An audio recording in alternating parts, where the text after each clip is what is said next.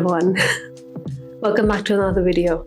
There was a point in my career where I wanted to push myself, but I didn't know how to push myself. I think we've all been through this feeling, and sometimes I still go through it thinking on how I can push myself ahead. I always know I want to do something better. I always know I want to learn something more. Now that I get to work with so many amazing brands, from Budweiser to OnePlus to Adobe, I now have understood there are a few things that help me push myself ahead and get the skills in that helps me be a better version or a better designer for these brands. And these three things have really helped me push myself in my career ahead. So I really wanted to sit down and talk about these. I have been an introvert for such a long time, but people think I'm an extrovert because whenever I go to events and meetups and even in my school, or I think even in my college or something, I used to talk to everybody. I used to, be very adventurous and everything, but I really don't like socializing as much. It drains my battery so much. As someone who's been an introvert, building some skills as going outside and being an ambivert or an extrovert and talking to people and socializing in the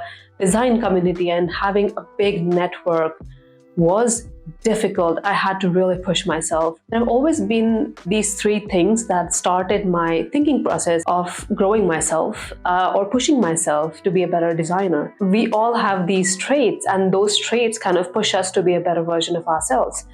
So specifically in my work or in my career, there is this one trait that I'm really thankful for. I am known to be lazy in my family, so this would have taken over me and I don't think I would have gotten anything done. So that one trait is always looking for a mountain to climb. I am always looking for a challenge. I'm always looking for a mountain that I can climb. And when I have a certain goal that I have to create, I'm always looking for tools to go and climb that mountain. So I was in college. This was around 2014 or 15. I was so hungry for information about design because my college had such a limited understanding of design, and I understood that I had to go out there and search for something better. To feed that hunger of mine that I had, I was so determined to find a mentor. I was so determined to go online, get videos or courses that I can do. And I think at that point, like internet or like education side of the design field online was so limited that I was searching for people on YouTube who can teach me design or who can teach me concepts or principles or basics of design.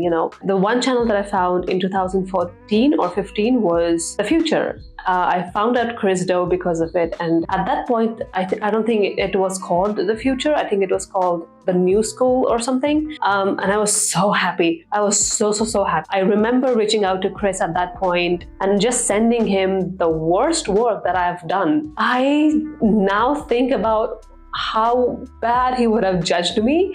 Oh my God, but he was so sweet about it, and he used to send me like notes on how I can be better. And I used to be like, be brutal, be brutal, just tell me that this is bad, because if I don't know that this is bad, I don't think I'm ever gonna be better, right? And he used to tell me like, oh, this is not good, do this, do that, and I think you can do this better and all of that. And that really helped me out. And so reaching out to somebody in a very raw state who was that big of a deal was like a challenge for me.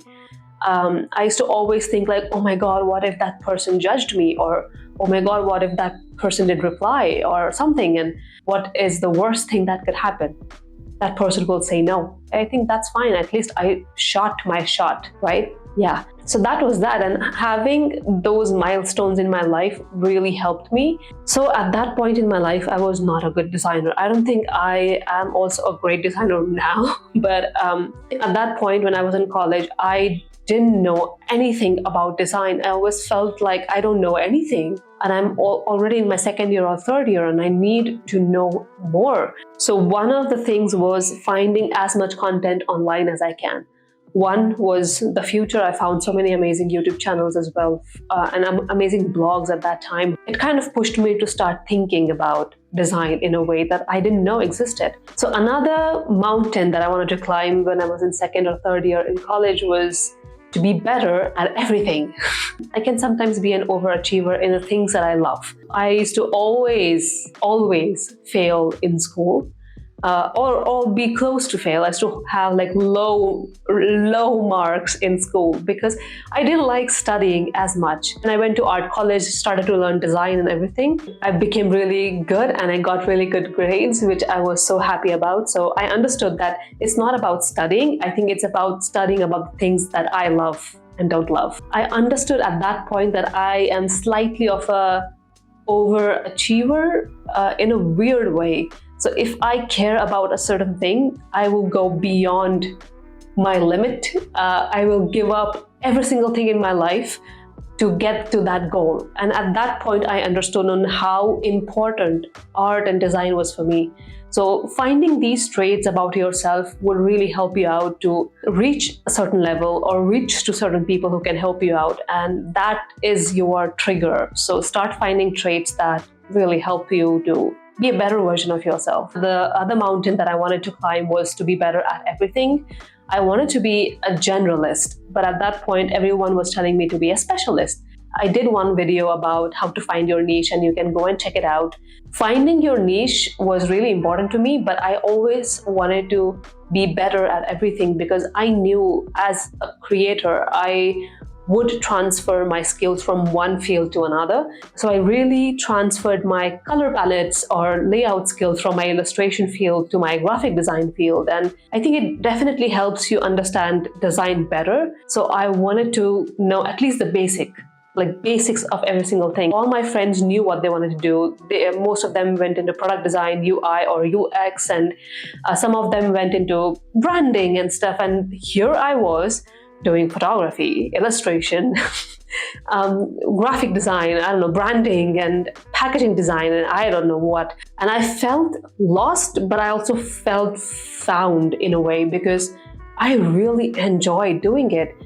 Because of that skill, I really leveled up very quickly because there are only a few years you can be good at one field and go to a senior level. But when you become an art director or a creative director, you need to know about so many other fields. And that really helped me out in becoming an art director or a creative director for big brands that I've worked with. It really helped me out with motion design or 3D design and graphic design. Whenever I used to direct a lot of people from these specific fields, I knew all of them, at least the basics of them, to kind of direct them in a way that I could get all of them together and build one amazing product or one amazing advertisement or one amazing campaign. And I was so happy that I did all of those things. So I would say start learning about your traits, start learning what you like, what you don't like, kind of feed yourself in that way after you understand what works better for you. The second part that I found out was there is never gonna be a good time for anything. I used to always think I want to do this, but now it's not a good time.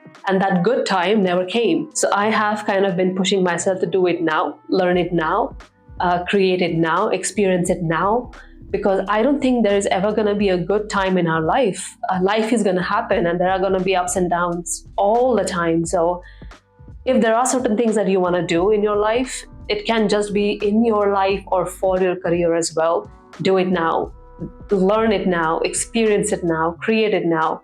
I think since college, I didn't paint as much and I absolutely loved painting and I absolutely loved creating something by hands. I used to love doing sculptures, like abstract sculptures that I used to do and paint them and do all of that thing. But when I went into digital design, it was really difficult for me to find time. I used to feel that that is my hobby, and if designing, which I used to do like branding and digital design, that is getting me money. So now is not the good time to find time for hobbies. And when I started to do all of that thing, I found out that I was not getting art blogs as often as I used to.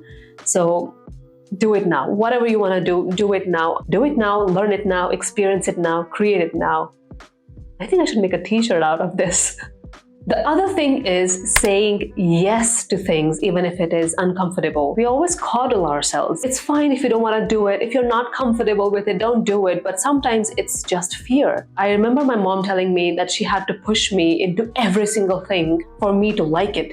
So even if it is like going out and learning how to ride a bicycle, she had to push me into it, and then I was unstoppable because I absolutely loved it. If I don't give myself that push, or even saying yes, even though I have that fear, I think I'm never gonna learn new things and never gonna push myself out of my comfort box. So one thing I would definitely say to you guys is say yes. Say yes to things even though you're frightened of it.